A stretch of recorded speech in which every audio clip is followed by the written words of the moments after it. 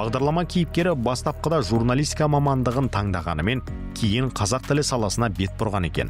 Алайда түрлі себептерге байланысты ол жоспар жүзеге аспай, ақыры экономика мамандығына түскен. Сол кезеңде ауылдық округ жаңадан құрылып, жас мамандарға сұраныс жоғары болды. Жетекші мамандар жетіспегендіктен ол ұсынысты қабылдап, құжаттарын тапсырып, мемлекеттік қызметке келген.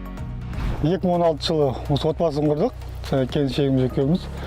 Енді Құдайдың берген 4 баламыз бар, 3 ұл бір қыз. Енді қазіргі таңда жұмыстан кейін келгенде осы бүкіл ұмыт тұратын осы бала-шаға, бүкіл шаршағанында енді осылардың болашағы үшін еңбектенеміз.